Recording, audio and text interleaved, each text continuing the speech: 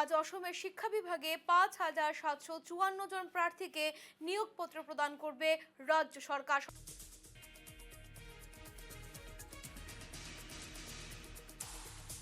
বহুত ভাল লাগিছে, আজি বহুত দিনৰ আশা এটা পূৰণ হৈছে, সফল হৈছে, অকণমান যথেষ্ট ভাল লাগিছে।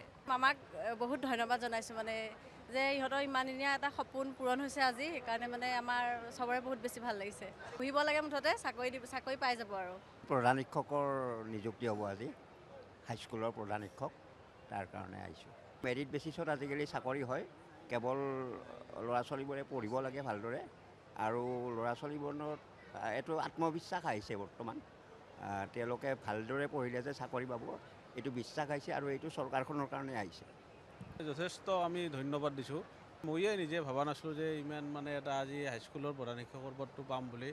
আজি বহুদিন মানে 2000 মোটামুটি 22 চনৰ পৰা কষ্ট কৰি আছোঁ, গতিকে অকস্মাত কালি খবৰটো পাই খুবেই ভাল লাগছে। আমি হাইস্কুল হিচাপে শিক্ষকতা কৰিয়েই আছোঁ বৰ্তমানলৈকে, কিন্তু আমি প্ৰধান শিক্ষকৰ পদটো আগতেই পাব লাগিছিল।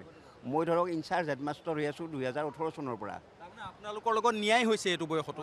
হয়, এইটো বয়সতো ন্যায় হৈছে। আমাৰ ৰিটায়াৰ্ড হ'ব হৈছে, আৰু চাকৰি এবছৰ 1.5 বছৰ এনেকুৱা আছে আমাৰ।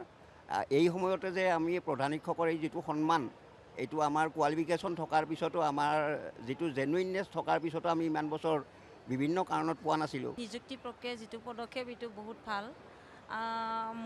আমি আচলতে 2023তে তাৰমানে হেৰি কৰিছিলোঁ, কিন্তু কিবা এটা কোৰ্ট কেছৰ কাৰণে আমি বঞ্চিত হৈ আছিলোঁ, কিন্তু বৰ্তমান আজি তাৰিখত যিহেতু দিব, সেইটো খুবেই ভাল লাগিছে। তাৰমানে প্ৰথমত মামাক থেংক ইউ ক'লোঁ, কাৰণ মামাৰ কাৰণে এইটো বিনা পইচা দি মই চাকৰিটো পালোঁ, সিহঁৰ কাৰণে মামাক থেংক ইউ। খুব ভাল লাগিছে, আৰু এটা খুব বিশেষ দিন আমাৰ কাৰণে, আৰু সকলো শিক্ষাৰ্থীয়ে কষ্টৰ ফলত চাকৰিটো পাইছে, আৰু আমাৰ জীৱনৰ কাৰণে এটা খুব গুৰুত্বপূৰ্ণ দিন, আৰু আগন্তুক দিনতো এনেকৈ সকলোৱে নিযুক্তি পাই যাব বুলি আশা কৰিছোঁ। এটা নিকা নিযুক্তিৰ পৰিৱেশ হৈছে, ভাল লাগিছে।